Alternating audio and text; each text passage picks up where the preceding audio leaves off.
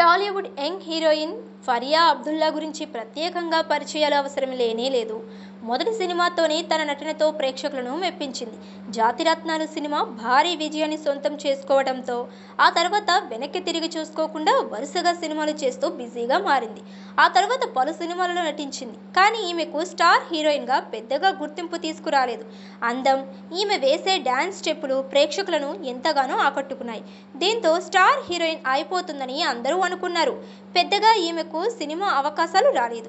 ప్రస్తుతం పలు సినిమాల్లో నటిస్తూ బిజీగా ఉంది. లవ్ ఫెయిల్యూర్ అన్న విషయం చాలా మందికి తెలియదు. ఈమె తన బాయ్ ఫ్రెండ్తో ఎందుకో బ్రేకప్ చేసిందో ఒకసారి మనం తెలుసుకుందాం.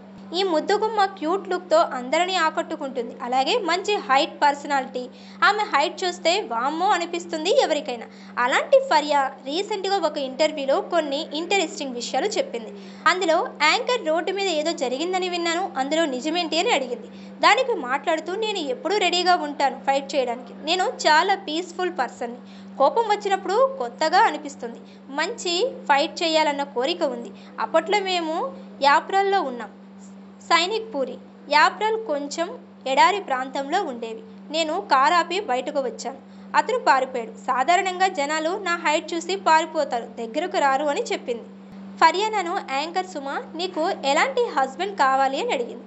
నా దృష్టిలో హస్బెండ్ ఎలా ఉండాలి అంటే రోజు ఫన్ ఉండాలి. నా పిల్లలు అతని కంపెనీని ఎంజాయ్ చేయాలి. బెస్ట్ ఫ్రెండ్లా ఉండాలి. హోమ్ స్కూలింగ్ టైంలో ఇద్దరం కలిసి పిల్లలకు పాఠాలు చెప్పుకోవాలి. మనం ఎంత చేసినా అది పిల్లల కోసమే కదా, అందుకే అలాంటి వాళ్ళు ఉంటే చాలు అని ఫరియానా చెప్తుంది. ఈ క్రమంలోనే తన బాయ్ ఫ్రెండ్ గురించి బయటపెట్టింది ఫరియా. అతడి గురించి ఆమె చెప్పిన వివరాల ప్రకారం ప్రస్తుతం వీరిద్దరూ కలిసి లేరని అర్థమవుతుంది. అయితే బ్రేకప్ చెప్పేసిందా లేక దూరంగా ఉన్నారా అన్నది తెలియాల్సి ఉంది. ఏది ఏమైనా కూడా ఫరియా లాంటి మంచి ఫిగర్కి మంచి సినిమాలు రాకపోవడం గమనార్హం.